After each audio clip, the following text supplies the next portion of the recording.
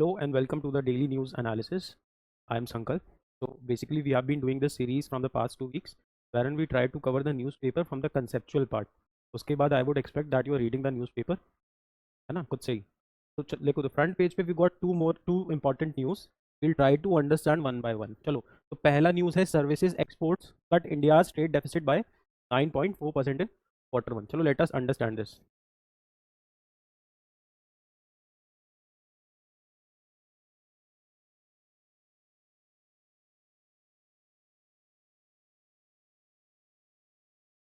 तो your world map would look something like this.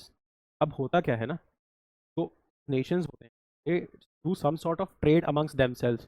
Like India would try to send something to your African region, then Africa would try to send something to India.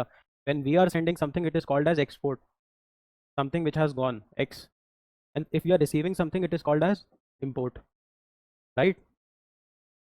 Now in economics, when you are trading, when you are trying to trade, you can either trade in goods, goods can also be called as merchandise. Secondly, you could trade into services also, right? So you could offer some services like lawyer services or doctor services, some sort of teacher or some sort of lecture or some skill building course. While when I say about goods is all about your shoes, your anything that you can touch, right? So this is tangible,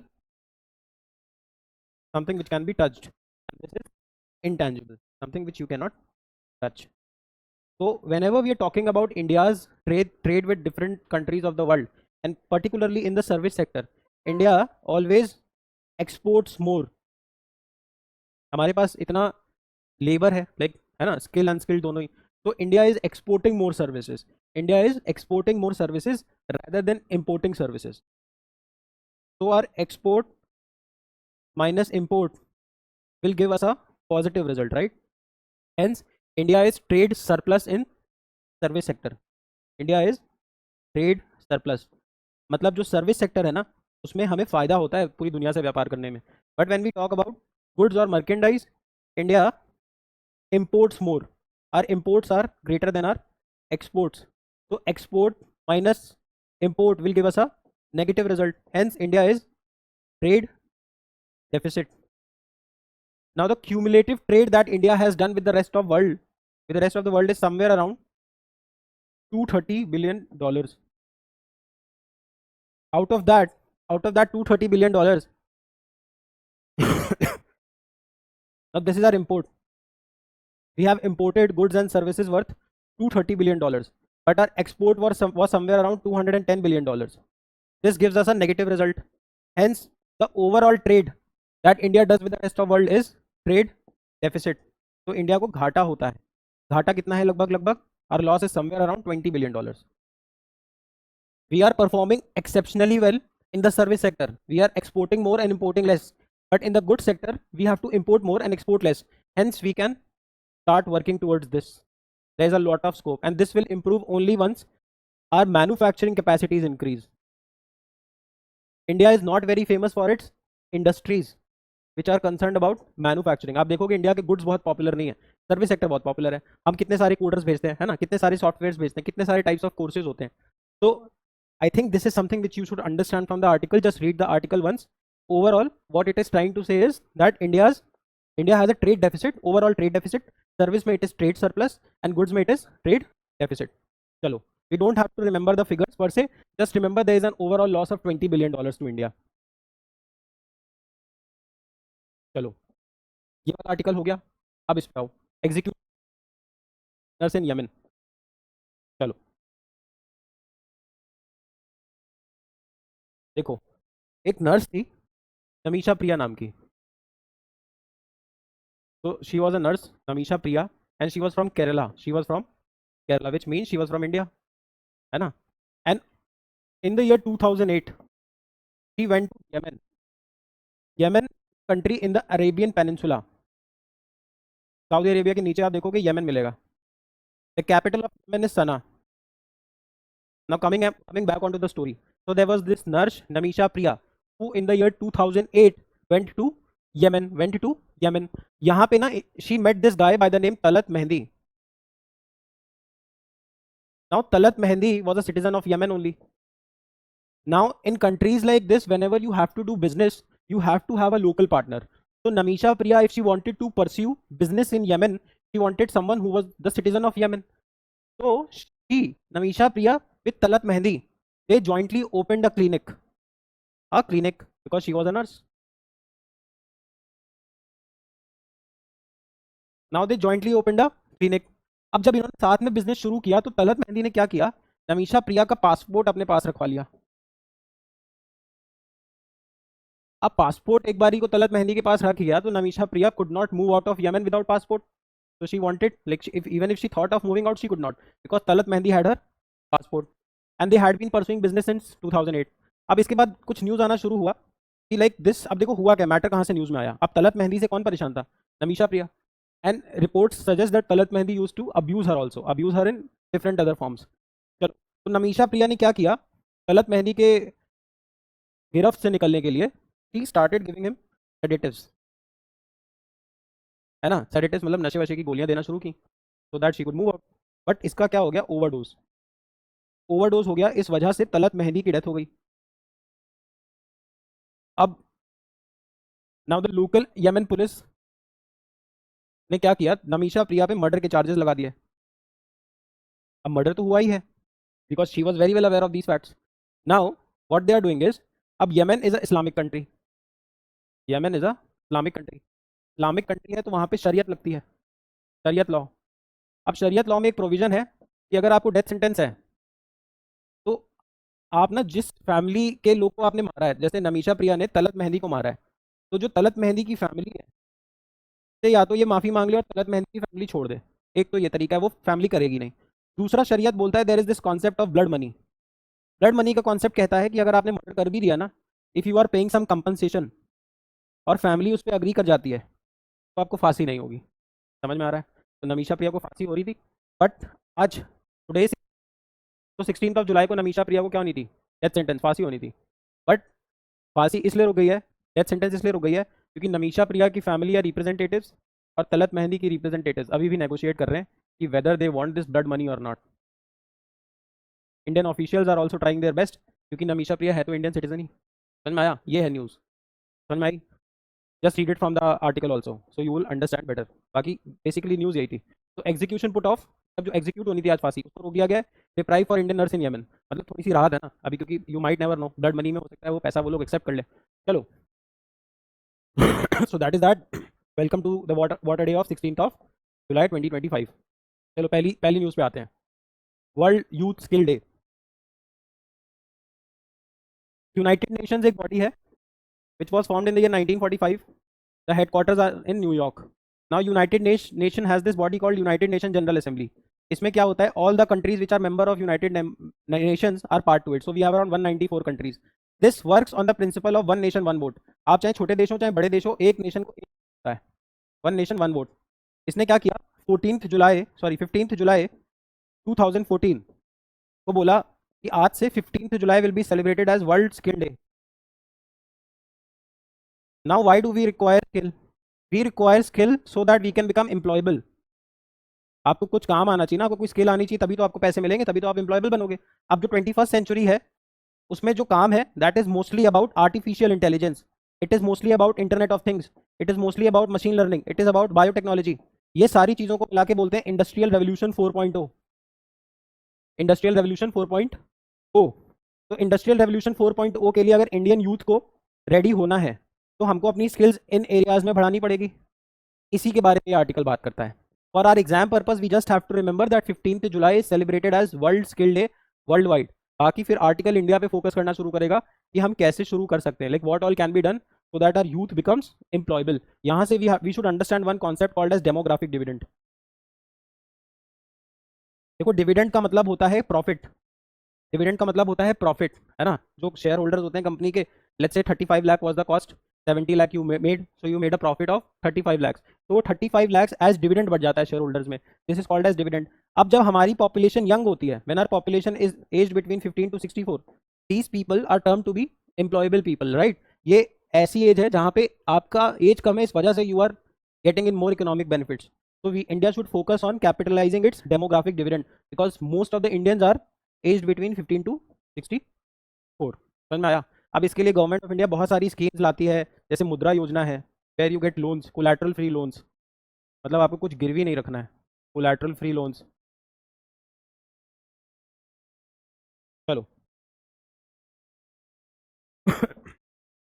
world youth skill day, इसमें देखो यहाँ पे इन्होंने ये बताने की कोशिश की कि स्किल डे 2014 में यूनाइटेड नेशन जनरल असेंबली ने इक्विप कर लिया है। हमारा फोकस है कि जो हमारी यूथ है उसके पास बहुत सारी क्या हो, स्किल हो, ताकि उसकी एम्प्लॉयबिलिटी बढ़े, एंटरप्रेन्योरशिप कर सके या फिर डिसेंट काम करे।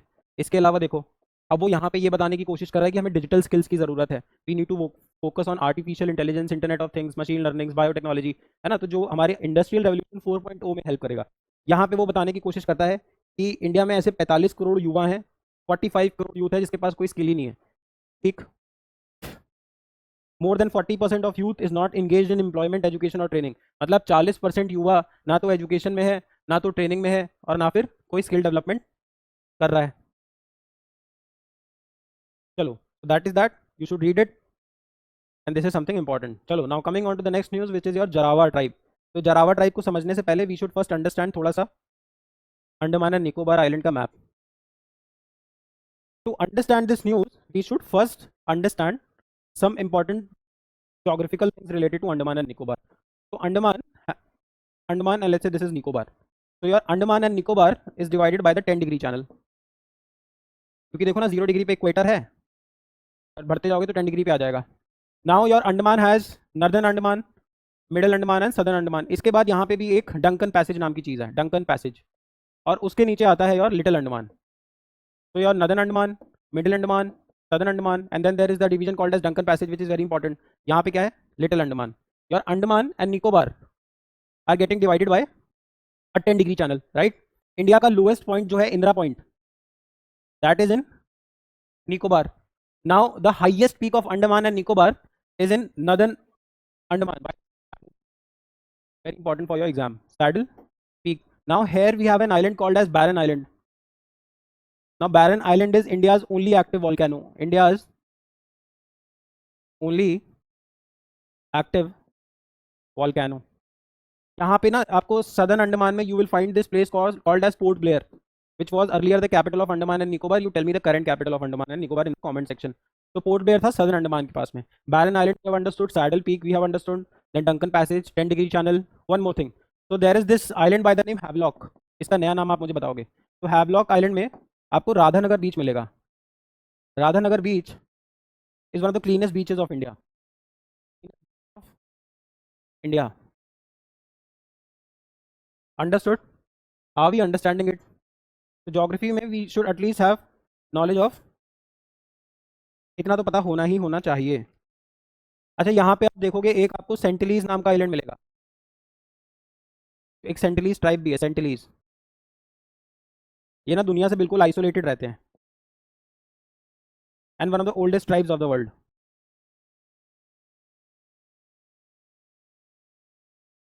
ये please you have to understand, learn all of this. A lot of questions do come from Andaman and Nicobar, पर इसके बाहर से नहीं पूछता है जितना मैंने आपको बताया हुआ है। चलो, तो now let us understand what the news is. अब यही तो बोल रहा है, देखो जरावा ट्राइब है ना, तो अब ये क्या कह रहा है, जैसे आपकी सेंटिलीज एक ट्राइब बताई मैंने आपको, वैसे ये बात कर रहा है जरावा ट्राइब की। अब इंडिया में आपको पता है सेंसस होने वाला है, 2021 में होना था। सेंसस पे एक स्पेशल क्लास बनाई हुई है, प्लीज उसको देख लो। Socio economic caste census, YouTube पे सर्च करोगे by the name level up, you will find a video, या फिर go and watch it in the playlist somewhere, है ना, फ्री पब्लिक लेक्चर सीरीज में पड़ा होगा। Please watch it, very important for your examination. तो I am expecting आप उसको पढ़ लोगे। चलो, मैं ये बताना चाह रहा हूँ कि देखो एक अंडमान निकोबार में ट्राइब है Jarawa tribe, which is one of the oldest tribes of the world, oldest. And these people have good knowledge of animals and plants, so they have very good knowledge also, so oldest। अब ये बोल रहे हैं कि India की जब census होगी ना, ये 2021 में जो होनी थी, अब जो होगी, तो उस सेंसस में जरावा ट्राइब को कैलकुलेट करना won't be very tough, because Jarawa tribe is mostly found in middle and southern Andaman. और मिडिल और सदर्न अंडमान तो लोग, हमारा जो प्रॉपर एक इंडिया का, ये इंडिया का रीजन है ना, इधर से प्रॉपर इंटीग्रेशन हो चुका है, सेंटिलीज से नहीं हुआ है, बट जरावा से हो चुका है। तो what they are trying to tell is, first they are trying to make us aware about the Jarawa tribe. ये मिडिल एंड सदर्न अंडमान में मिलता है। क्वेश्चन अंडमान निकोबार पे इंपॉर्टेंट बनेगा, but just remember Jarawa is a tribe, है ना। चलो, तो you can read it. Let us move on to the next topic now. India's clean energy milestone, India's clean energy milestone. चलो, let us understand.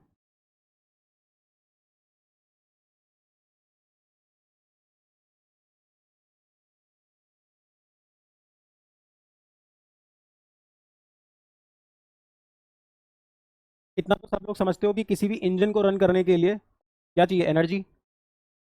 Now your energy can be of two forms. एक तो आपके होंगे energy जो fossil fuel से मिलेगी, और एक होगी जो नॉन फॉसिल से मिलेगी।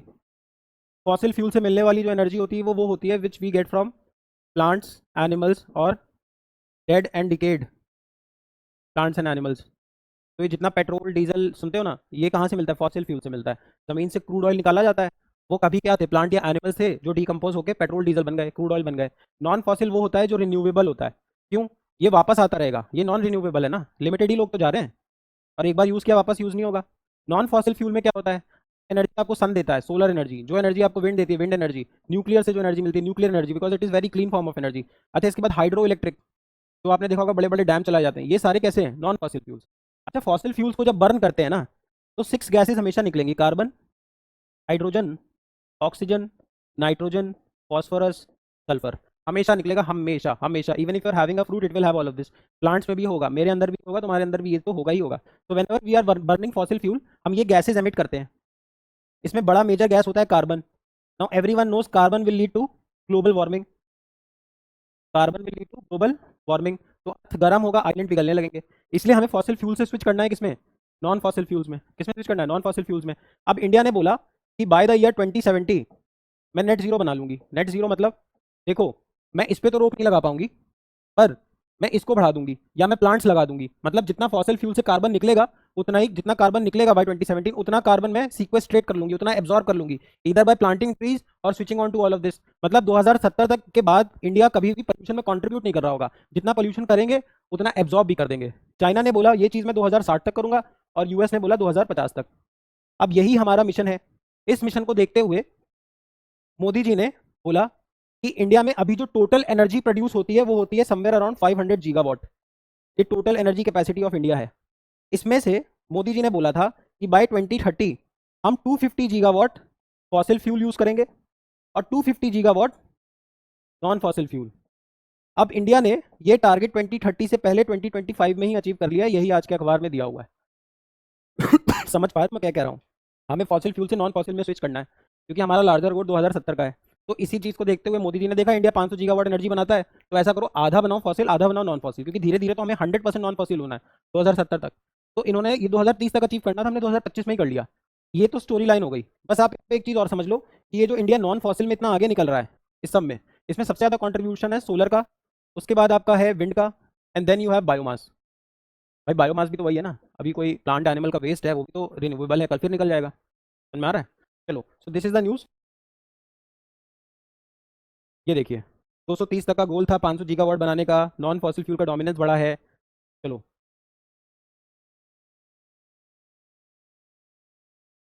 ये देखो, लगभग 500 बताया था आपको, इतना नहीं रटना होता है। तो 484 मतलब लगभग 500, 250 250 दोनों से आ रहा है। समझ में आ रहा है। चलो, इसमें सबसे ज़्यादा कहाँ से आ रहा है, सबसे ज़्यादा सोलर से ही आएगा, क्योंकि 50% तो नॉन फॉसिल फ्यूल है ना, पता है ना। 50% नॉन फॉसिल, 50% फॉसिल है, और नॉन फॉसिल 50 है, तो 50% तो फॉसिल ही हो गया। तो सबसे ज़्यादा तो फॉसिल है, मतलब सबसे ज़्यादा थर्मल है। जो कोयल, जहाँ कोयला जल रहा है, कोयला भी ज़मीन से आ रहा है, उसमें भी CHO NPS है, वो भी हम डेड एंड डीके होकर कोयला बनता है। उसके बाद रैंक 2 पे आपका कौन सा आ रहा है, देखिए न्यूक्लियर बहुत कम है, न्यूक्लियर 2% है, nuclear is only 2%। Renewable energy is 38%, इसमें ही आ जाएगा आपका सोलर एनर्जी। चलो, अब इसके लिए गवर्नमेंट ऑफ इंडिया बहुत सारी क्या कर रही है, स्कीम्स ला रही है। जैसे उसने PM सूर्य घर योजना बताया, इसमें ये लोग 1 करोड़ घरों में सोलर पैनल लगवाएंगे, तभी तो नेट जीरो 2070 तक होगा। दूसरा PM कुसुम स्कीम है, इसमें जो हमारे ट्यूबवेल वगैरह होते हैं किसानों को, इनको सब्सिडाइज रेट पे मिलते हैं जो सोलर एनर्जी से चलते हो। या फिर जैसे आपकी कोई जमीन है बंजर पड़ी है, तो सरकार उसका कुछ 65,000 रुपये एकड़ देती है, आप उसमें सिर्फ सोलर पैनल्स लगवा लीजिए, वो सरकार लगवाती है। तो सरकार बहुत सारे बेनिफिट्स दे रही है ताकि हम इसमें आगे बढ़ सकें। चलो, now next news is world tourism and travel council 2024 economic impact trend report. देखो, दुनिया में जब कहीं आप घूमने जाते हो तो पहले आप फ्लाइट कराते हो, फिर उसके बाद आप कैब कराते हो, फिर आप होटल बुक कराते हो, फिर वहाँ पे खाते हो, फिर वहाँ पे लोकल गाइड करते हो अरेंज, फिर वहाँ से कुछ शॉपिंग करते हो। मतलब जब एक आदमी घूमने कहीं जाता है तो वो बहुत सारी इकोनॉमिक जनरेट करा रहा होता है दूसरे कंट्री की। मान के चलिए अब US से कोई इंडिया घूमने आया, तो वो डॉलर्स लेके आएगा, वो उसने RBI को डॉलर दिए। RBI का क्या काम है, नोट देना। अब नोट छापने में तो वो सस्ते पड़ते हैं ना, नोट की छापने की कॉस्ट बहुत कम होती है। आप 500 रुपये में बहुत कुछ खरीद सकते हो, लेकिन वो 500 का नोट 500 का थोड़ी छपता होगा। तो बहुत फायदा होता है जब लोग घूमने आते हैं, क्योंकि आया, डॉलर रखा गया, $2,000 $3,000 दे गया, अब उस डॉलर के बदले नोट देने हैं RBI को, तो नोट तो छाप देंगे, है ना। अब ऐसे हम नहीं नोट छाप सकते, नहीं तो महंगाई हो जाएगी, लेकिन हमें तो उसकी वर्थ वैल्यू का डॉलर मिल गया ना, तो हम उतने नोट छापते हैं। तो बहुत प्रॉफिटेबल होता है जब कोई टूरिज्म करता है। तो दुनिया में बहुत सारी प्राइवेट कंपनीज हैं जो टूरिज्म बढ़ाना चाहती हैं। इसी के लिए जो प्राइवेट कंपनीज टूरिज्म कराती हैं दुनिया में, उन्होंने एक ग्रुप बना रखा है world tourism and trade council. इसका हेडक्वार्टर लंदन में है और ये दुनिया में ट्रेड बढ़ाना चाहते हैं। हर साल ये अपनी रैंक निकालते हैं कि भाई टूरिज्म कराने से किस देश ने पूरी दुनिया की इकोनॉमी में कितनी हेल्प की। तो उसी रिपोर्ट में जो इंडिया का रैंक आया है वो आया है 8th आई गेस, हाँ 8th। तो इंडिया 8th आया है, पिछले साल 10th था, अब 8th है। और हम 231 बिलियन डॉलर की लगभग इकोनॉमी बढ़ा देते हैं क्योंकि इंडिया में लोग घूमने आते हैं। रैंक 1 पे ऑब्वियसली यूएस है कि ज़्यादातर लोग यूएस जाते हैं। एंड इट्स नॉट अबाउट घूमना ओनली, कोई बिजनेस मीटिंग के लिए भी आया है ना। तो सबसे ज़्यादा इस रैंक में, इसमें इस वर्ल्ड ट्रेड टूरिज्म काउंसिल जिसका हेडक्वार्टर लंदन में, इसमें रैंक 1 आया यूएस का। India is rank 6th, India is rank 6th, 8th, India is rank 8th। यहाँ पे लिखा हुआ है, आप इसको पढ़ लोगे। देखिए 1990 में बनाया गया, इसका हेडक्वार्टर लंदन में है और यहाँ पे लिखा हुआ है rising from 10th to 8th position. चलो अगली न्यूज़ पे आते हैं। और next news is about north eastern region SDG index. मैंने आपको शायद 6 से 7 दिन पहले बताया था कि सोशल या सस्टेनेबल डेवलपमेंट गोल्स याद कर लीजिए। यूनाइटेड नेशंस ने 17 सस्टेनेबल डेवलपमेंट गोल्स बनाए हैं कि भाई अगर हमें अपना डेवलपमेंट करना है बट हमारा डेवलपमेंट सस्टेनेबल होना चाहिए। सस्टेनेबल मतलब फ्यूचर जनरेशंस के साथ नुकसान ना हो। तो अगर हमें सस्टेनेबल डेवलपमेंट करना है तो हमने अपने 17 गोल्स बना रखे हैं। ये 17 गोल्स आपको आने चाहिए, ठीक। तो इसी चीज़ को चेक करने के लिए इंडिया क्या करता है, इंडिया के स्टेट्स की आपस में कंपटीशन कराता है। किसकी? एसडीजी की, कि एसडीजी में कौन सा स्टेट कितना आ गया है। ये रिपोर्ट कराता कौन है? नीति आयोग। नीति आयोग क्या है आप सबको मालूम है, national institute for transforming India. NITI Aayog पहले क्या था? Planning commission. It is a non executive non statutory body, ना तो किसी कानून से बना है ना तो कॉन्स्टिट्यूशन से, नॉन कॉन्स्टिट्यूशनल नॉन स्टैट्यूटरी। तो it is an executive body जो कि पीएम ने बनाई थी, 1951 में बनाई थी नेहरू जी ने। 2014 में इसका नाम चेंज करके कर दिया नीति आयोग, किसने? मोदी जी ने। नीति आयोग की रैंकिंग निकालता है। अब नॉर्थ ईस्टर्न स्टेट्स आपस में अलग है तो इनकी कितने में रैंक निकलती है? North eastern region SDG index. बहुत ज़्यादा इसमें कुछ याद नहीं करना, आप इतना याद रखो कि सस्टेनेबल डेवलपमेंट गोल्स हैं 17 यूएन के, जो हमें 2030 तक अचीव करने हैं। अब इंडिया को भी अचीव करने हैं, तो अब इंडिया बहुत सारे स्टेट से बना है ना, तो हम आपस में इनमें भी कंपटीशन कराते हैं। कौन कराता है? नीति आयोग। समझ में आया? तो एसडीजी इंडेक्स इंडिया कौन रिलीज करता है? NITI Aayog. Global SDG index आता होगा कि कौन सा कंट्री कितना काम कर रहा है, उसको रिलीज करता है United nation sustainable development solution network. पूछा हुआ क्वेश्चन है, याद रखेंगे। ग्लोबल लेवल पे एसडीजी में कौन कितना अच्छा काम कर रहा है उसको रिलीज करता है United nation sustainable development solution network. और इंडिया की एसडीजी रैंकिंग कौन निकालता है? नीति आयोग। चलो अंडरस्टूड, इसको प्लीज आप रीड कर लेंगे। एंड दैट इज, अच्छा ये बचा तानिम्बार आइलैंड। अब तानिम्बार आइलैंड न्यूज़ में क्यों है? इंडोनेशिया की एक आइलैंड है। एक आप अगर कभी वर्ल्ड मैप सही से देखोगे तो आप एक जगह पाओगे, जैसे आप ये मान के चलो ये यूरोप वाला रीजन है ना, ये इंडिया है, ऐसे ऐसे करके कुछ मैप है। यहाँ पे यूएस वगैरह मिलेगा, इसको हम लोग यहाँ ड्रॉ करते हैं क्योंकि गोल है। तो ये वाला जो रीजन है ना, इस वाले रीजन में अर्थक्वेक्स बहुत आते हैं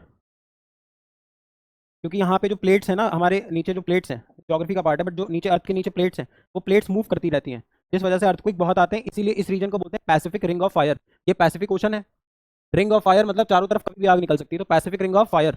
अब ये इंडोनेशिया भी तो इधर ही पड़ता है, तो यहाँ इंडोनेशिया में बहुत आम बात है वोल्केनो वगैरह आना, अर्थक्वेक्स आना, है ना। तो this is very normal in this region because this region is called as Pacific ring of fire. Now this is a previous year question, Pacific ring of fire.